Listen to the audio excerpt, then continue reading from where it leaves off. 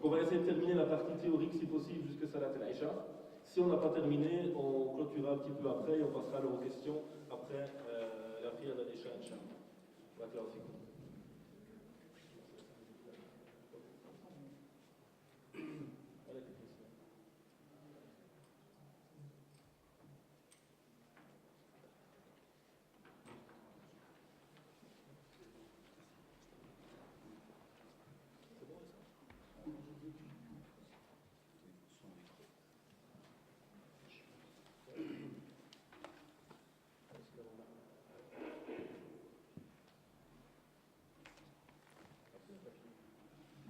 Pour les questions, Inch'Allah, on vous distribuera des petits papiers à remplir et on répond à des questions sur la thématique, si possible, Inch'Allah. Donc, c'est des questions thématiques, vous les gardez pour après, peut-être avec Cheikh s'il a le temps, mais on donnera la préséance aux questions sur la thématique.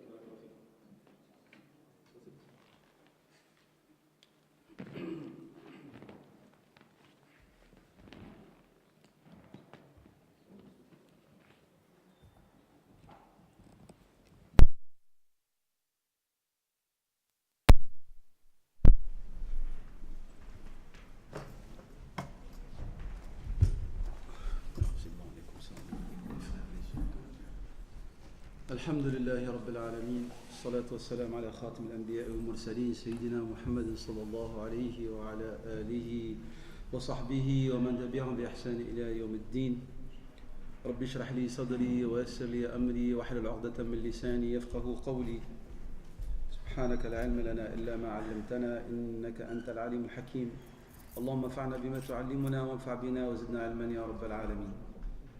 Au nom de Dieu, le très clément par essence, le très miséricordieux par excellence, que les bénédictions de Dieu soient sur notre dernier messager, Sayyidina Muhammad sallallahu alayhi wa sallam. Je vous salue par le salut de l'islam. Avant tout, assalamu alaikum wa rahmatullahi wa barakatuh. En vérité, on m'a demandé d'intervenir sur un sujet qui est trop théorique, qui nécessite une certaine initiation et connaissance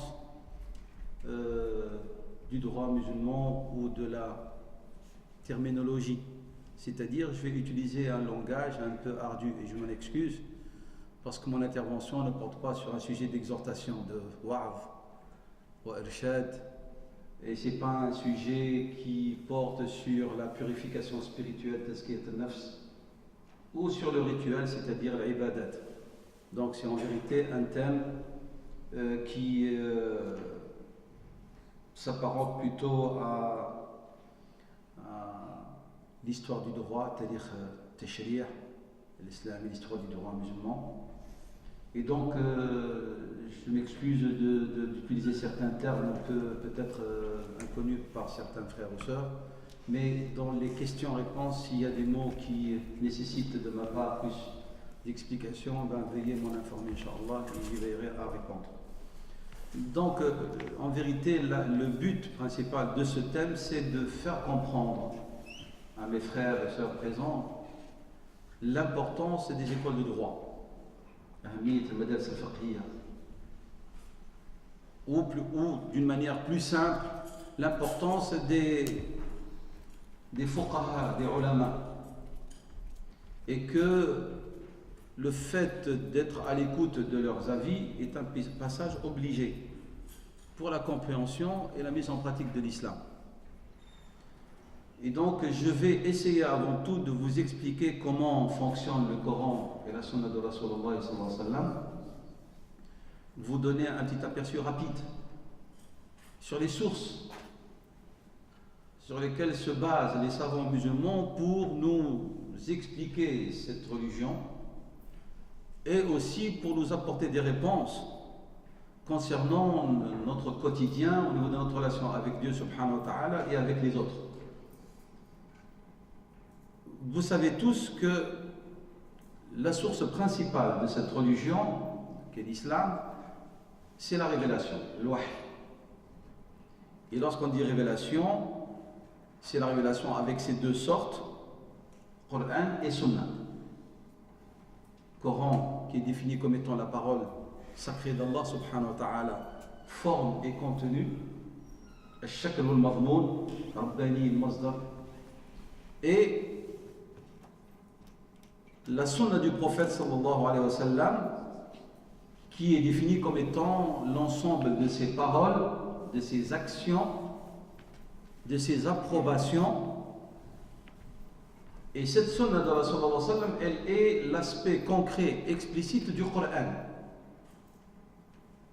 Comme a dit l'imam al-Awza'i rahimahullah ta'ala, que certains considèrent comme étant parmi les tabi'in, les compagnons des compagnons, on l'appelait Faqih al-Sham, l'érudit du Sham. Il disait, le Coran a plus besoin de la sunna que la sunna a besoin du Coran. Pour dire, si nous voulons comprendre le Coran, on a besoin de la sunna de Rasulullah sallallahu alayhi wa sallam. C'est très important. Et notre mère Aïcha radiallahu anha a expliqué ce qu'est le Coran. En vérité, elle, à travers la personne de notre prophète sallallahu alayhi wa sallam, elle a dit que Rasulullah sallallahu alayhi wa sallam était le Coran personnifié. Donc si on veut voir le Coran personnifié, il faut qu'on s'adresse à la sunna de Rasulullah sallallahu alayhi wa sallam. Le Coran, ce livre sacré, a été révélé en langue arabe. Une langue explicite. Mais la langue arabe est une langue très riche. Très riche. Très riche par les synonymes, très riche par sa morphologie, sa manière de fonctionner, de s'articuler. Et donc, pour la comprendre, il faut avoir un minimum de bagage. Surtout pour les générations suivantes. La première génération, ça ne lui posait pas beaucoup de problèmes. Dieu a révélé ce Coran, leur a révélé ce Coran en les défiant puisqu'elle a été révélée en leur langue. Et alors lorsqu'on dit que le Coran il s'articule, ils comprennent ses significations. Et malgré cela, beaucoup d'entre eux, ils avaient besoin d'avoir un bagage de langue, des langues arabes existantes, parce qu'il n'y avait pas une seule langue arabe, il y avait des langues arabes existantes pour comprendre la signification du Coran. Comme Sayyidina Abdullah ibn Abbas radiyallahu anhuma, il dit, je ne savais pas quel était le sens de la parole de Dieu, Fatir al-Samawati. Fatir. Jusqu'au jour où deux bédouins se sont présentés devant le prophète sallallahu alayhi wa sallam pour qu'il arbitre entre eux au sujet d'un litige concernant une source. Alors le premier, il disait, Ya Rasulallah, ana fatartuha. Il dit, je ne savais pas le sens. Jusqu'à ce que ces deux bédouins se présentent. Et donc il disait, c'est moi qui a fait jaillir son eau. L'idée de jaillissement de l'univers par la volonté de Dieu subhanahu wa ta'ala pour qu'il puisse avoir existence.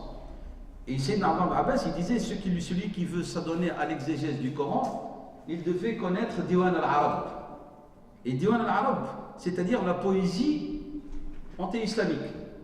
Sha'r al-Arabi, al-Qadim, c'est là-bas qu'on trouve le sens et l'explication du Coran. Et c'est pour ça que nous voyons par exemple un exégète comme l'imam al-Qurtubi rahimahullah, il fait appel dans son exégèse à maintes reprises et dans beaucoup de passages pour nous expliquer les significations coraniques à des vers de la poésie arabe anti-islamique, parce que elle est le creuset, on va dire, le berceau de la langue arabe, et c'est comme ça qu'on comprend. Donc il faut revenir, il faut avoir un certain bagage. Du vivant de Rasul sallam, c'était Sayyidina Muhammad sallam qui était là par sa sunna qui expliquait. Mais après la mort de Rasulullah sallam, les musulmans vont s'adresser à qui? À ses élèves, à ceux à qui il a transmis ce patrimoine, c'est-à-dire les compagnons radiyallahu anhum. Des questions nouvelles vont apparaître dans la société. Il y a eu un besoin plus accru d'aller gratter et comprendre le Coran, plus qu'avant. Parce qu'il y a une évolution de la société. Il y a propagation de l'islam. Et donc on a une société qui se structure, une civilisation qui naît. Et donc des sciences qui sont mises sur pied. Assemblage, codification, systématisation des sciences. Donc on ne peut plus maintenant comprendre le Coran comme ça par sa fitra. Il faut avoir une certaine connaissance. Ce qui fait que, alors on va voir des compagnons qui vont se prononcer sur des questions nouvelles et ils vont recourir à des méthodes qui n'ont pas encore, si vous voulez, codifié. Mais on voit qu'il y a des méthodes de réflexion nouvelles. Par exemple, les compagnons vont sentir le besoin d'assembler le Coran. Ils ont senti le besoin que les musulmans mettent sur pied des structures de l'État, l'administration. À l'époque de la Rasul, il n'y avait pas des administrations. La magistrature, elle n'était pas codifiée, ni organisée. Il n'y avait pas de police. Il n'y avait pas de prison. Le prophète sallam, il prenait position et il arbitrait entre les musulmans dans la mosquée. C'était ça, le tribunal, c'était la mosquée.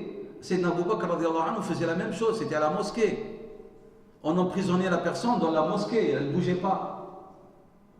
Il y a besoin qu'on commence à structurer. Et donc, sur quoi ils sont basés, par exemple, pour faire tout cela? Et sur un principe qui va devenir après une source de la règle des droits, de l'ahkam, sharia. Ils se basent sur un principe qu'on appelle maslaha al-mursala. C'est-à-dire, je vais simplifier, ils ont compris que l'islam est une religion qui cherche l'intérêt des musulmans et de l'homme, de l'être humain. Et ils ont dit, l'organisation, c'est dans l'intérêt des musulmans, pas d'un individu, d'un petit groupe particulier, mais de l'ensemble. Donc, il y a une maslaha pour faire ceci. Il y a une maslaha pour assembler le Coran. L'assembler et après en faire un exemplaire qu'on va appeler Mus'haf et qu'on va reproduire et envoyer dans toutes les provinces musulmanes pour que les musulmans le reproduisent. Alors que le prophète sallallahu alayhi wa sallam ne l'avait pas fait. Et alors nous allons voir donc apparaître des réflexions juridiques justifiées par les textes, mais en même temps avec une manière de comprendre. Avec la troisième génération, alors là on va voir l'émergence des grands juristes, des grands fuqaha parmi les tabi'in. Et c'est ce qu'on appelle, et puis tabi'in, c'est ce qu'on va appeler la période des salaf al-salih, les trois premières générations de l'islam. Salaf al-salih, c'est les compagnons, tabi'in, tabi'in. Compagnons de compagnons, et les compagnons des compagnons des compagnons. Et donc, on va voir une activité juridique. Que veut dire le terme juridique? C'est-à-dire de compréhension des textes. Parce que le terme arabe, c'est fiqhi. Nashat fiqhi. Et le fiqh, c'est la compréhension des textes. Coran, Sunna. Recourir à des sources pour justifier l'avis donné. Coran, Sunna. Et puis après, les musulmans, ils vont dire, mais il y a quelque chose de plus. Il y a le consensus. Parce qu'on a des hadiths de Rasul sallam qui parlent de l'importance de l'unanimité des ulama de la Ummah d'une époque, d'une génération. Et puis, ils vont voir que Sayyidina Omar, Sayyidina Abu Bakr, Sayyidina Ali, radiyallahu anhuma et d'autres, sans le nommer, ils vont recourir à un système qui s'appelle l'analogie. Sayyidina Omar, dans sa lettre de Qadha, qu'elle avait envoyée à tous les juges musulmans dans le monde musulman, la fameuse lettre de Qadha qui est reconnue, envoyée à Abu Musa al-Ash'ari et aux autres Qudat musulmans, il lui dit waqais al-umura, recours à al-qiyas, c'est-à-dire s'il y a une question nouvelle dont tu n'as pas de sentence, de règle, cherche s'il n'y a pas une qui lui est similaire dans sa cause, dans le Coran et la Sunna, et à ce moment-là, s'il trouve qu'il y a une similitude dans leur cause, prends la sentence qui est dans le Coran et la Sunna et applique-le à cette nouvelle question. Ça, c'est une démarche que les savants utilisent. Et donc, on va voir apparaître, comme j'ai dit, donc tout un travail juridique jusqu'à ce qu'il va apparaître ce qu'on appelle al-madaris al-fiqhiyya ou al-madhahib al-fiqhiyya. Et donc, moi, je vais vous parler un petit peu de ces écoles. Ces écoles comme étant une nécessité et un cheminement tout à fait naturel de l'évolution de la communauté musulmane dans sa relation avec les sources de la loi Coran Sunna. Et puis après, on va voir d'une manière très très fréquente l'utilisation de l'ijma' et du qiyas, l'analogie, pour apporter des réponses à des questions nouvelles à lesquelles n'étaient pas confrontées les premières générations. Parce que les musulmans, ils ne peuvent pas rester sans réponse. Si on veut rester dans le cadre de la loi de Dieu, il faut toujours, en se référant à cette loi de Dieu, en s'inspirant de la loi de Dieu, en s'appuyant sur cette loi de Dieu, qu'on nous donne des réponses qui nous gardent dans le cadre de l'islam. Et non pas, on va commencer à emprunter de gauche à droite des réponses qui vont à l'encontre même de l'esprit et de ce que Dieu voulait, en révélant ce dernier messager à Sayyidina Muhammad sallallahu alayhi wa sallam, le dernier message. Donc, je voudrais bien parler des écoles. Qu'est-ce qu'un madhab? Quelles sont ces écoles? Pourquoi ces écoles, certaines écoles sont restées, d'autres ont disparu? Pourquoi y a-t-il des divergences entre les écoles? Pourquoi il y a ces différences? Sont-elles justifiées? sont-elles un signe de division, d'affrontement? Est-ce qu'il est nécessaire de suivre une école ou non? Parce qu'on entend maintenant ceux qui nous disent il n'est pas nécessaire. Même il y a ceux qui disent c'est une innovation. Il y a ceux qui disent même que c'est une forme d'éloignement de l'islam que vous suivez une école, un madhab. Il suffit d'être musulman. Pourquoi vous dites moi je suis musulman, je suis l'école malikite? C'est quoi ça? Il n'y a pas malikite, il y a la ilaha illallah Muhammad Rasulullah. Vous dites je suis malikite. Pourquoi est-ce que vous dites je suis hanafite? Ça n'a pas de sens. Pourquoi est-ce que vous dites je suis hanbalite ou shafi'ite? Ça c'est des innovations, des aberrations. Alors qu'avant c'est musulman et c'est tout. Eh bien je m'excuse, c'est une simplification qui est tout à fait ridicule. Parce qu'elle ne cadre pas avec la réalité de l'historique du droit musulman et de l'évolution de la communauté musulmane. Donc c'est ça ce que je vais vous exposer. Et puis après, donc, je vous citerai des textes qui prouvent que les savants musulmans, à travers les époques, même depuis insistent pour que l'on suive quelqu'un. Parce que la religion ne peut pas être une affaire d'avis personnel. Voilà donc comment je vais, Inch'Allah, évoluer dans mes questions, dans mon analyse. Et comme j'ai dit, Inch'Allah, s'il y a des choses qui sont un peu pas évidentes, je verrai à y répondre. Donc je vais parler de madhab fiqhiyya, d'école de droit.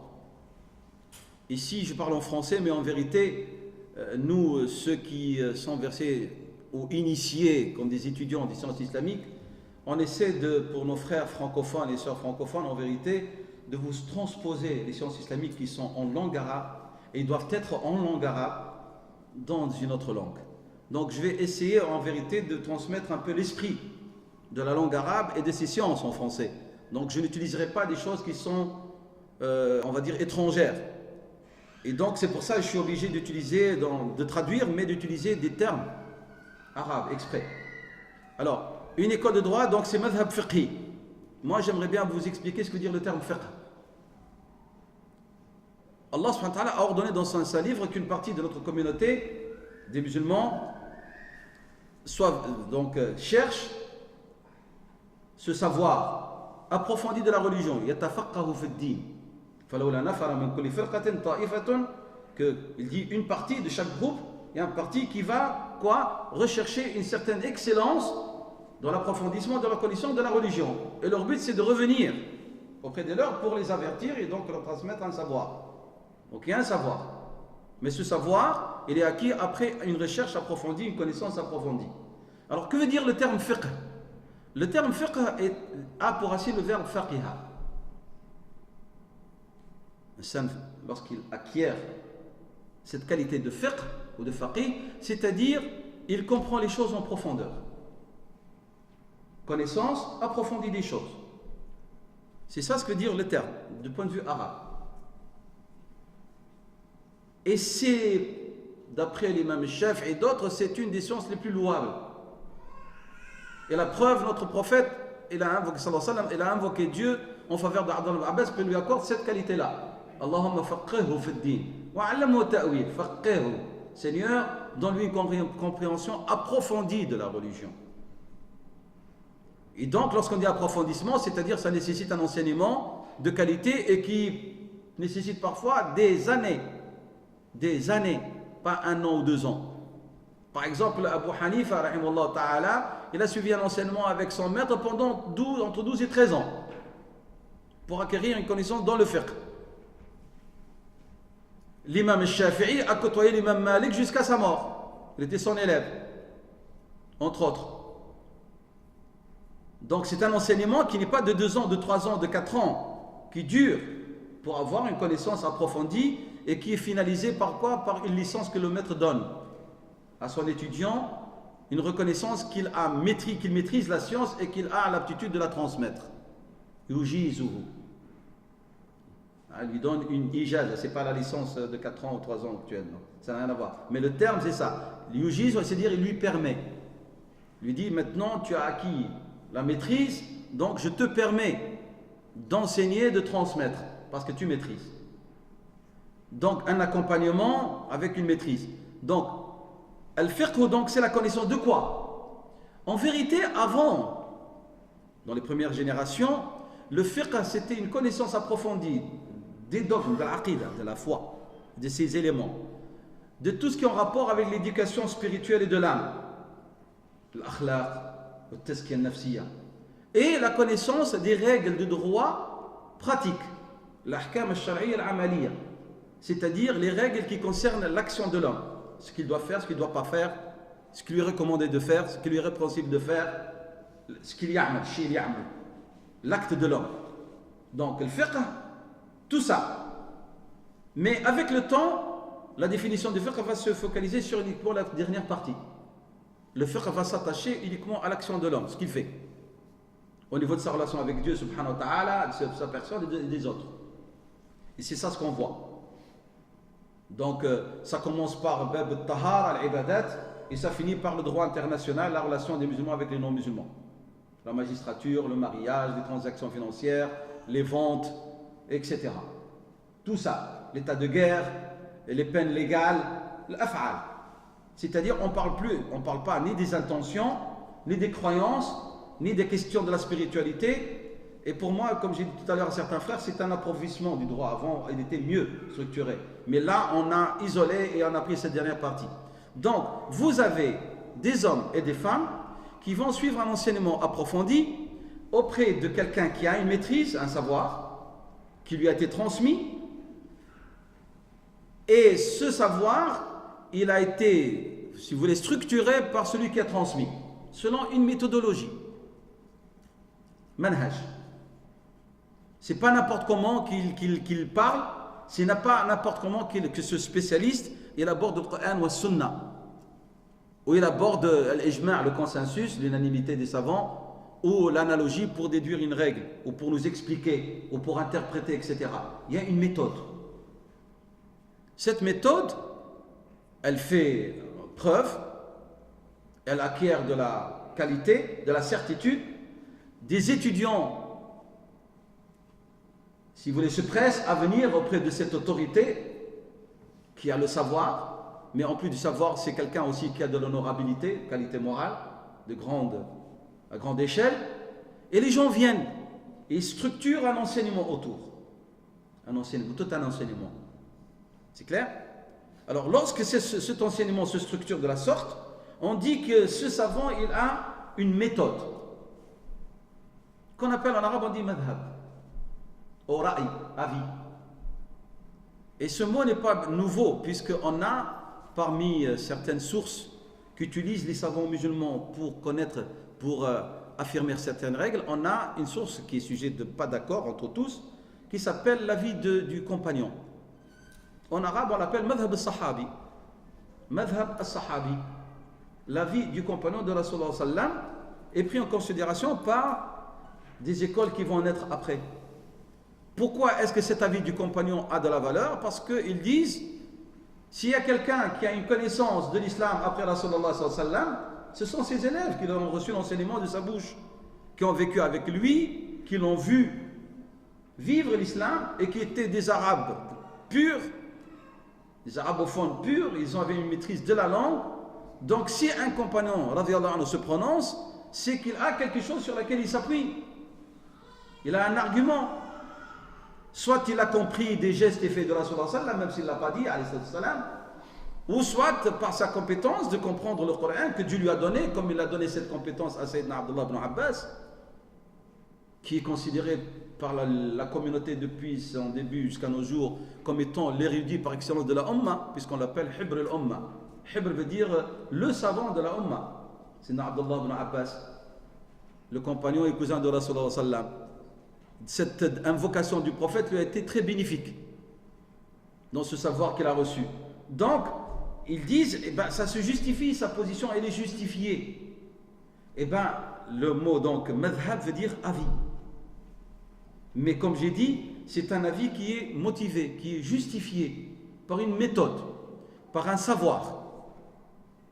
Et ces savants-là, ils vont donc devenir les références de la communauté musulmane à travers le temps, à travers l'histoire. Et donc, de toute époque, les musulmans, ils ont suivi ainsi. Alors, pourquoi est-ce qu'un avis ou une méthode d'un savant est-elle devenue la référence dans une région ou une autre? Ça, on en parlera après, du point de vue historique. Donc, Donc je résume, le mot fiqh veut dire compréhension approfondie des choses. Le faqih, donc c'est l'érudit, le savant qui a une qualité d'excellent dans la compréhension des textes de la loi. Alors pour qu'il soit un érudit et qui a cette qualité, bien sûr à côté de sa piété, de sa chasteté, de son honorabilité, c'est quelqu'un qui cherche à se préserver des péchés majeurs et mineurs même. Qu'est-ce qu'il a d'autre avec ça? Qu'est-ce qu'il possède comme outil? J'ai cité exprès la piété et tout parce que Allah subhanahu wa ta'ala, il accorde un savoir théorique à tout le monde. On peut lire des livres et comprendre des choses. Mais ici, on parle d'un texte sacré révélé qui a une dimension, un impact spirituel sur le cœur et l'âme de l'individu. Il y a des connaissances qu'Allah subhanahu wa ta'ala accorde à des savants au-delà de leur aptitude et compétences théoriques et de raisonnement, parce qu'ils ont une qualité de piété.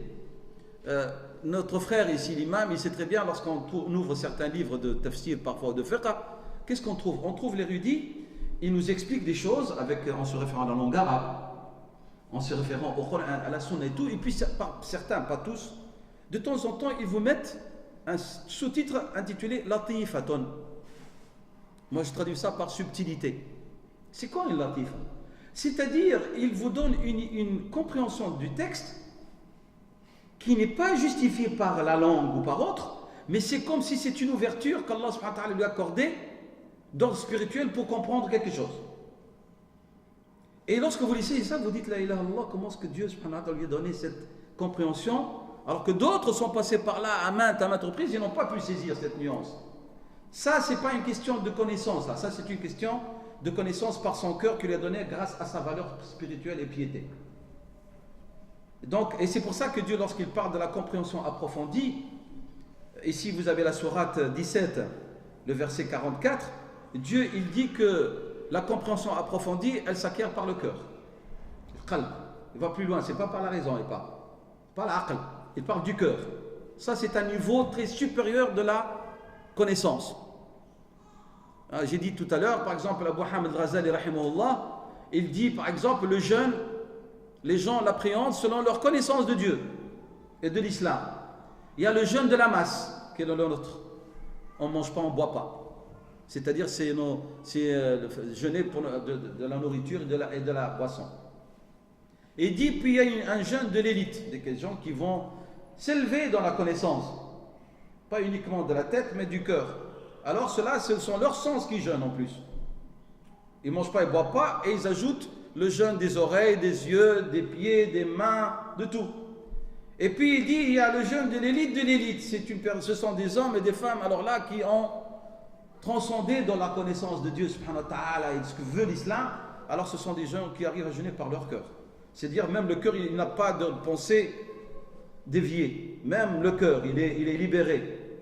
Ben, dans la connaissance de l'islam, il y a la connaissance théorique qui est obligatoire, qu'on doit acquérir, que ces savants ont acquis, et puis il y a une autre connaissance que Dieu leur donne lorsqu'ils développent une certaine connaissance de Dieu, subhanahu wa ta'ala. Cette connaissance, elle s'octroie par tout le travail qu'ils font, comme les compagnons l'ont fait, dans leur relation intime avec Dieu. Prière, méditation, pleurs, crainte de Dieu, comme on nous a rapporté Sayyidina Omar radiallahu anhu, tellement il connaissait Dieu, tellement il avait peur de Dieu, tellement il avait le respect de Dieu. Ils disent, tellement il pleurait, qu'il était quelqu'un de grande taille, blond, Sayyidina Omar. Il dit, il y avait 2 traces noires sur ses joues. Ce sont les traces des pleurs, des larmes. Donc ça, c'est un travail. Ces gens-là, ils ont une connaissance de Dieu que moi et vous, on est loin encore. Il faut qu'on chemine, on leur quand est-ce qu'on va y arriver. Donc cette connaissance donne autre chose. Donne cette connaissance où, comme dit Sayyidina Abdullah ibn Mas'ud, l'un d'entre vous, lorsqu'il fait un péché, et pour lui, c'est comme une mouche qui s'est venue se mettre sur son nez, il lui a fait ainsi de sa main. Tandis que nous, lorsqu'on commettait un petit péché, pour nous, c'était comme une montagne qui allait nous tomber sur la tête. Il y a une différence entre celui, pour lui, le péché, c'est une montagne qui va lui tomber dessus, et entre quelqu'un, il fait un péché, et dit, mais on n'a rien fait, la baisse. Allah Ghafur Rahim. C'est pas la même attitude. Cette attitude qui est différente, elle est due à la connaissance de Dieu, une autre connaissance. On est en train de citer des hadiths. Moi, je cite des hadiths de Rasulullah sallallahu alayhi wa sallam. Mais je ne les cite pas de la même manière qu'Abdullah ibn Mas'ud, il dit lorsqu'il se levait pour dire Qala Rasulullah, il commençait à trembler, ses genoux tremblaient. Parce qu'il allait dire Qala Rasulullah sallallahu alayhi wa sallam. On cite peut-être dans cette séance, moi je vais citer peut-être 60 ou 100 hadiths, mais je n'aurai pas la même attitude. Donc ma connaissance, là, au niveau du cœur, elle est loin. Il faut dire les choses comme elles sont. Donc il y a un cheminement au-delà de l'aspect théorique. Nous sommes d'accord? Donc al-fiqh, c'est la compréhension, mais c'est une compréhension, d'accord, théorique, de certaines règles de science qui est nécessaire, mais les vrais juristes musulmans, les vrais faqih musulmans, ils l'ont associé à cette autre connaissance. Et c'est pour ça qu'ils ont excellé et qu'ils sont devenus des modèles que notre prophète nous a demandé de suivre en disant alayhi salatu wassalam, al-ulama warathatul anbiya. Les ulama, ce sont les héritiers des prophètes. Nous devons les suivre parce qu'ils ont l'héritage de Rasulullah sallallahu alayhi wa sallam. Et ils sont les intermédiaires qui nous permettent de comprendre, via ce laps de temps qui est lointain de 14 siècles ou 15 ou 20 siècles, qui vont passer de la prophétie jusqu'à nous. Donc c'est pour ça qu'il est nécessaire donc, de passer par cette... Donc, donc voilà le fiqh. Et lorsque la personne acquiert cette connaissance, on dit il est faqih. Il est alim, érudit. Lorsque vous entendez le mot ulama, normalement ça doit aller dans le sens fuqaha, qui ont la compréhension approfondie de l'islam et de sa loi. C'est ça le faqih. C'est clair? Donc,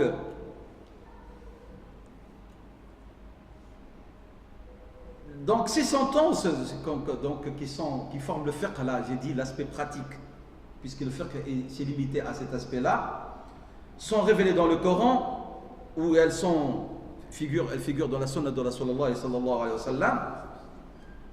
Et donc, mais comme j'ai dit, plus de nouvelles questions, de nouvelles, on va dire, de nouveaux problèmes surgissent dans la communauté, il faut leur donner des réponses. Et donc, c'est dans le domaine du fiqh. Dans le Coran, Allah subhanahu wa ta'ala nous a donné réponse. C'est vrai. Dans la sunna, il y a réponse. Mais on ne trouve pas la forme même de la réponse, on ne trouve pas la copie. Alors c'est pour ça que le savoir, qu'est-ce qu'ils vont faire? Ils vont essayer de comprendre à la lumière de ce qui existe ces nouvelles questions et leur apporter des réponses. Et là ils vont déployer des efforts inimaginables. Alors un vrai faqih, il doit maîtriser ce qui suit. Il doit avoir une connaissance du Coran et de ses sciences. Il y a des sciences apparentées au Coran qu'on appelle ulum al-Quran. Ils doivent faire la différence entre le Coran et la Sunna. Ils doivent savoir qu'est-ce qui est le premier révélé, le dernier révélé. Ils doivent connaître les circonstances de la révélation du Coran. Asbab al-Nuzul, c'est nécessaire pour comprendre le Coran déjà. Ils doivent comprendre qu'est-ce qui est général, qu'est-ce qui est spécifique dans le Coran. Ils doivent reprendre qu'est-ce qui est du domaine de l'explicite, qui est clair, évident, et ce qui est ambigu, qui nécessite réflexion dans le Coran, parce que la langue du Coran et la langue arabe est une langue très riche. Ils doivent faire la différence dans ce Coran entre les termes eux-mêmes, parce qu'il y a des termes qui sont associés, d'autres qui ne le sont pas. C'est-à-dire associé, le terme il peut signifier plusieurs sens. Ils doivent maîtriser cela. Ils doivent faire la différence entre les définitions de point de vue langue d'un terme dans le Coran et sa définition que Dieu lui a donnée qui n'a rien avec la langue arabe. Parce que Dieu subhanahu wa ta'ala donne une définition, on appelle ça une définition légale du terme, ma'na shar'i. Et puis il y a le ma'na lughawi, ou bien un sens littéral linguistique du terme. Il doit connaître ça, le spécialiste, le alim. Il doit connaître qu'est-ce qui a été maintenu et qu'est-ce qui a été abrogé, c'est-à-dire levé. Il y a des versets que vous récitez dans le Coran, dans le hukm, la sentence, n'est plus d'application.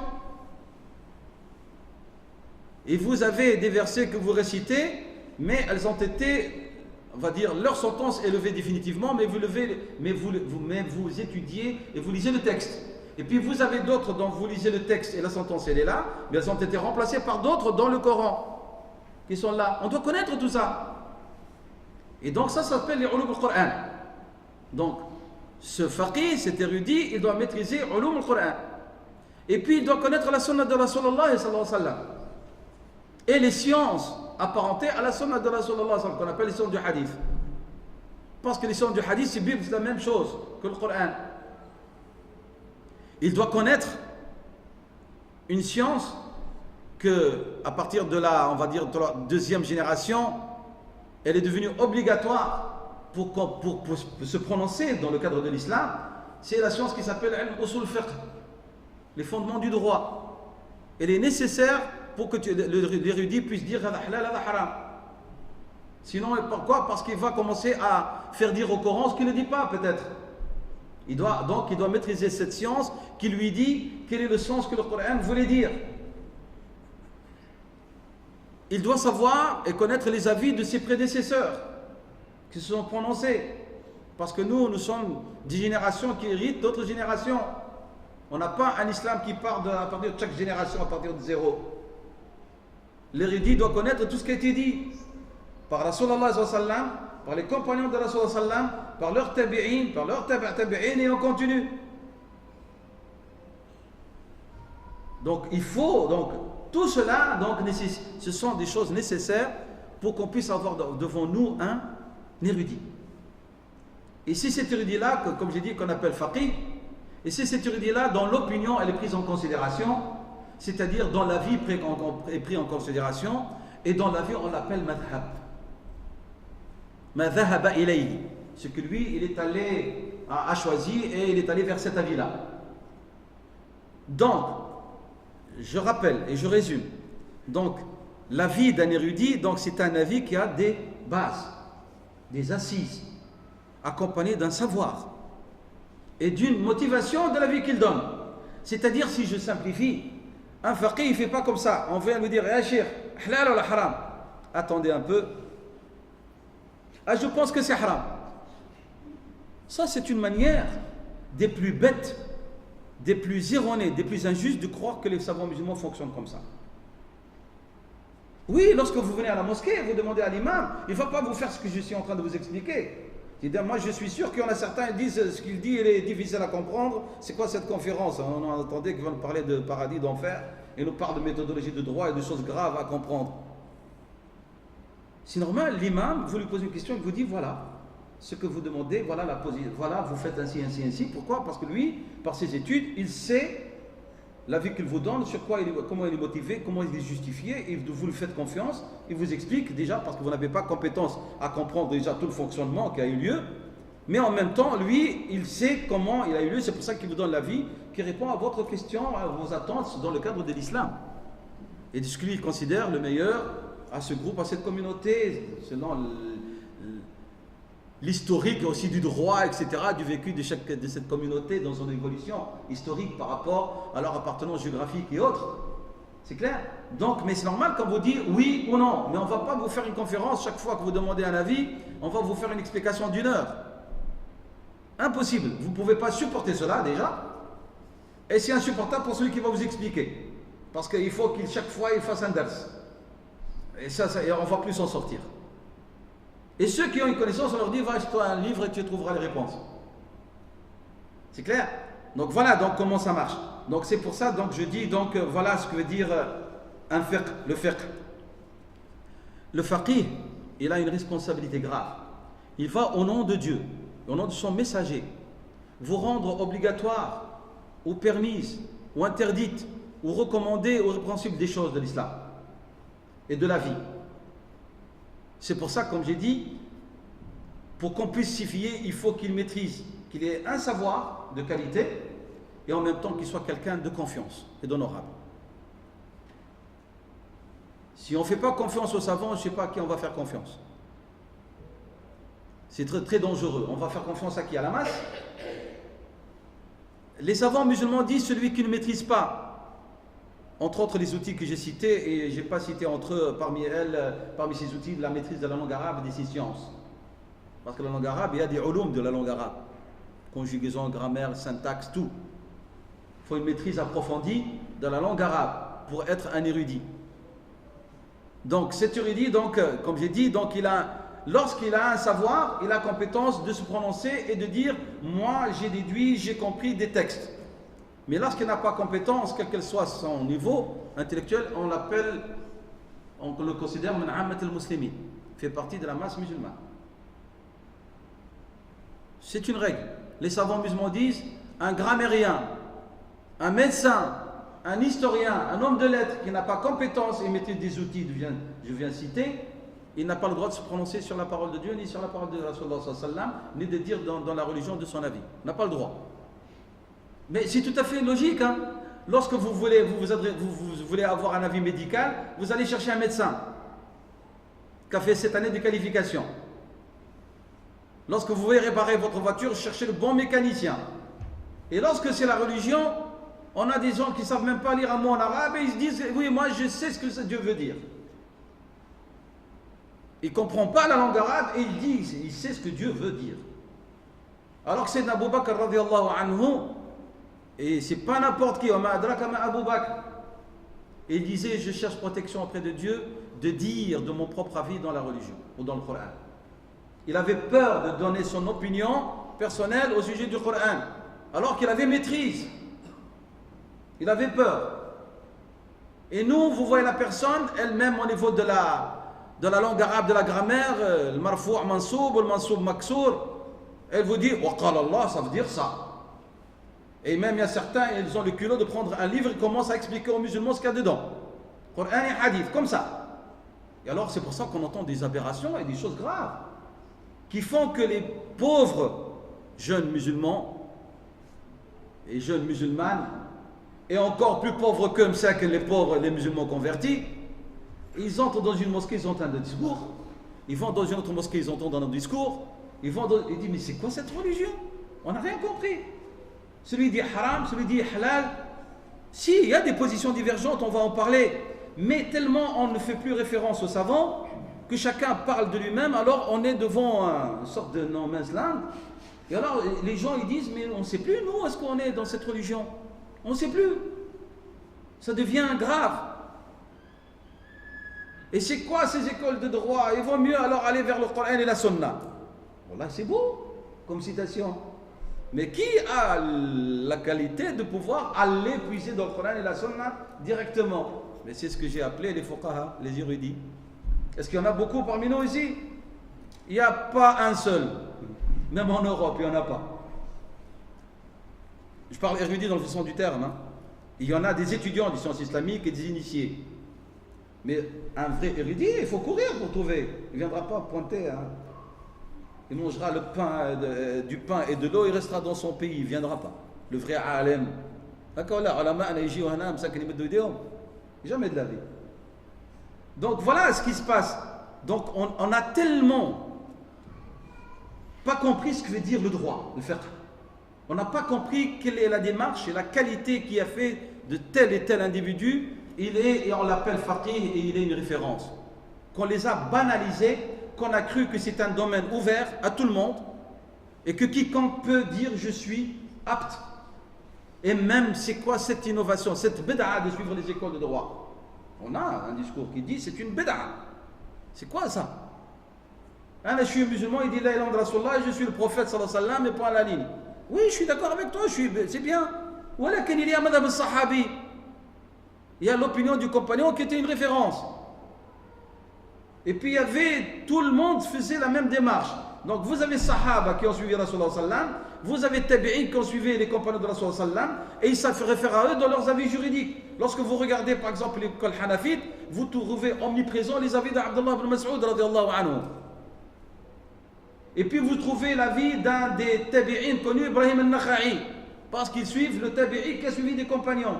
Et donc ummatun qui prend d'une autre umma, une génération qui prend de l'autre ce savoir, et puis elle rajoute en répondant aux questions nouvelles, en cherchant à puiser dans ce savoir et dans ces sources.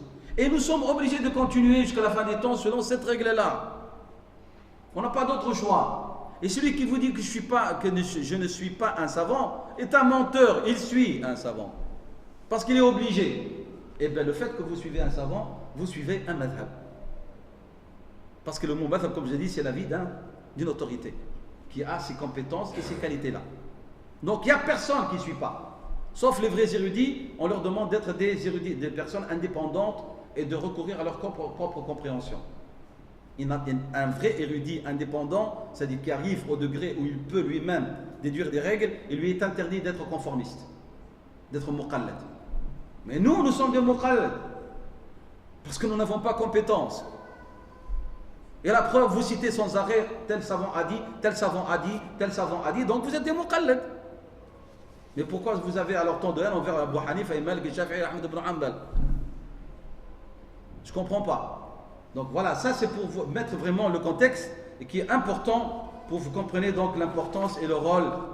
Donc le fiqh, donc c'est quoi? C'est l'expression de l'ijtihad, de l'effort de réflexion à travers le temps.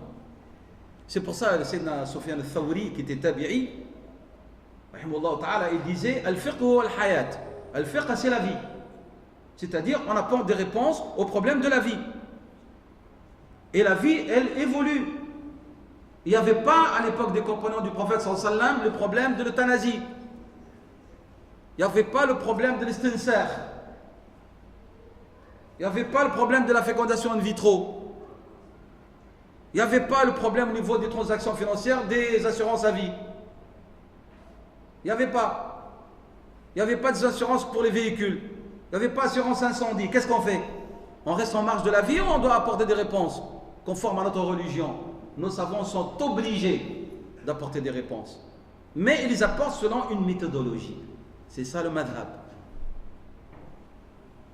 Est-ce que c'est clair, s'il vous plaît, ce que j'ai dit? J'ai répété exprès pour que vous compreniez l'importance d'une école de droit. Parce que comme j'ai dit, on a tendance à banaliser. Bien.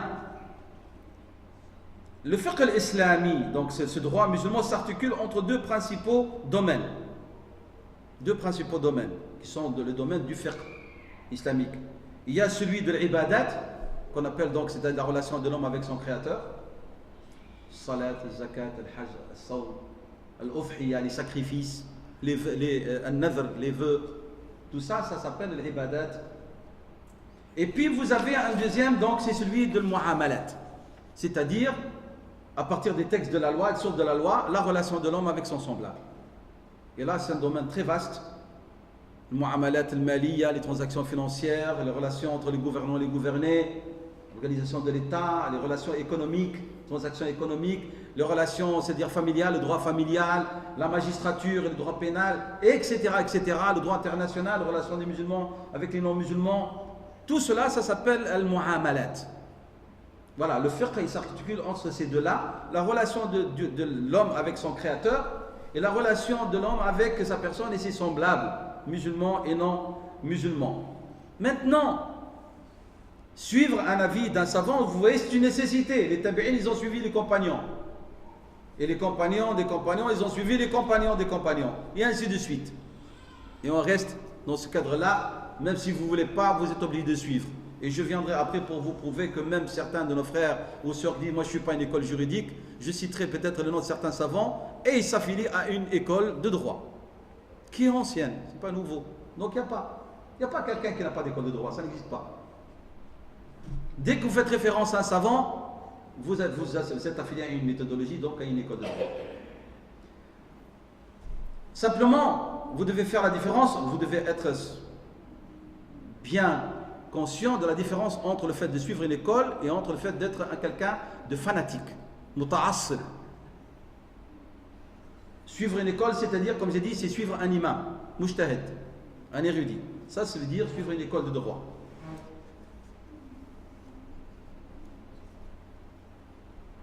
Le problème, c'est que vous avez des gens,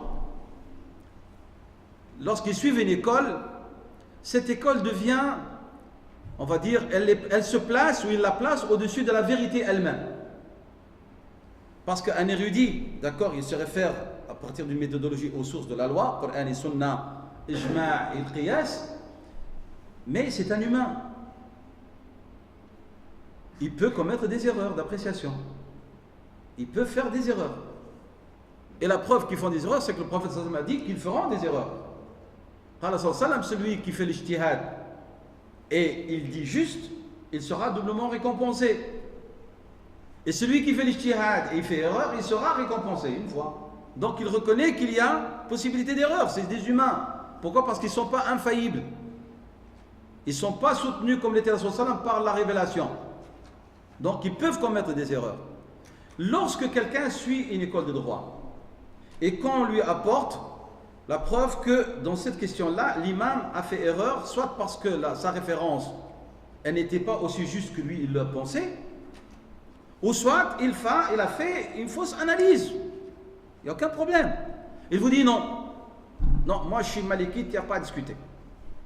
Et on dit d'accord, mais l'imam Malik, rahimahullah ta'ala, il a dit quelque chose que tu oublies, ou que tu ne connais pas peut-être. Comme Abu Hanifa aussi, il a dit quelque chose que tu ne connais pas. L'imam Malik, il a dit, chacun, son avis est réfutable. Et il a la capacité de réfuter les avis des autres, excepté celui qui est dans cette tombe, en montrant la tombe de Rasulullah sallallahu alayhi wa sallam. Rasulullah sallallahu alayhi wa sallam, personne ne peut réfuter ce qu'il dit. Mais mon avis à moi ou le tien, il peut être réfuté. Et l'imam Abu Hanifa ou Shafi'i après lui, rahimahullah, ils ont dit, si vous trouvez par exemple un texte, un hadith authentique, qui va à l'encontre de mon avis, et bien vous jetez mon avis contre le mur, et vous gardez le texte. Alors lorsque vous venez à quelqu'un, vous lui dites, mais voilà un texte, sa signification est évidente, ou le texte sur lequel s'est appuyé cet imam, référence, il a été prouvé que c'est un hadith faible, par exemple, il vous dit non, non, non, moi je suis malikite, je ne bouge pas. Moi je suis hanafite, je ne bouge pas. Alors ça devient plus le fait de suivre une école juridique et qui est recommandée même, et plus que même qu'on n'a pas le choix, ça devient à ce moment-là du fanatisme, ta'assub. Et celui-là, il est à refuser, à ne pas accepter.